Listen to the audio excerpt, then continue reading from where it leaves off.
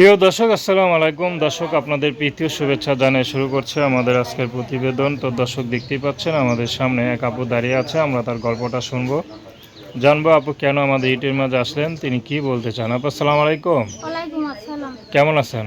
আলহামদুলিল্লাহ ভালো। নাম কি আপনার? খাদিজা। খুব সুন্দর নাম। খাদিজা আপু, ইউটিউবে কেন আসলেন? অনেক কষ্ট করে আছি। কি কষ্টে আছেন? মারা বাসা বাড়িতে কাজ করে, বাবাটা বিয়ে করে চলে গেছে। একবেলা খাইলে আরেকবেলা না খেয়ে থাকি। আচ্ছা, তো বাবাটা বিয়ে করে চলে গেছে, জি। ভাইটাই আছে আপনার? একটা ছোট ভাই আছে, আর বড় বোনের তো আগেই বিয়ে হয়ে গেছে। আচ্ছা, বড় বোন কোথায় বিয়ে হয়েছে? বড় বোনের বিয়ে হয়ে গেছে রাজশাহী, কিন্তু আমাদের খোঁজ খবর নেয় না। ও আচ্ছা, স্বামী পেয়ে আমাদের ভুলে গেছে। স্বামী পেয়ে আপনাদের ভুলে গেছে। আচ্ছা, যাই হোক, সব বোন তার এক হয় না। তো আপনি কি করেন? আমি সেলাই মেশিনের কাজ জানি, কিন্তু সেলাই মেশিন নাই। সেলাই মেশিন নাই? আচ্ছা, তো সেলাই মেশিন নাই তো এখন কিছু করেন না, না ঘরেই থাকেন, কোনটা? না, ঘরেই থাকি। আর মারা বাসা বাড়িতে কাজ করে, অসুস্থ মানুষ, একদিন গেলে আরেকদিন যাইতে পারে না। এই কারণে কষ্টের করে প্রতিবেদনের সামনে আসে, দেখে একটা মন মতন মানুষ পাই নাকি।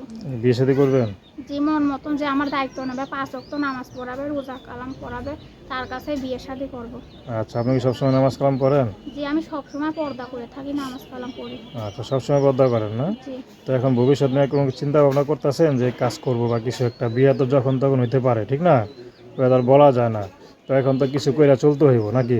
যে একটা কোনো মানুষ যদি আমার পাশে থেকে একটা সেলাই মেশিন কিনে দেয়, তাহলে আমি কাজ করে খেতে পারবো।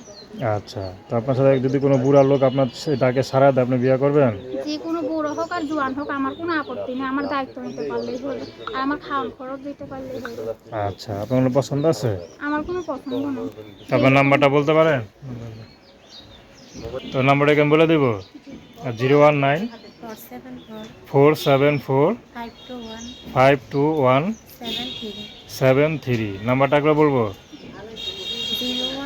019 474 521 73। তো দর্শক, এই নাম্বারে ফোন দিলে আপনার আপুর সাথে যোগাযোগ করতে পারবেন।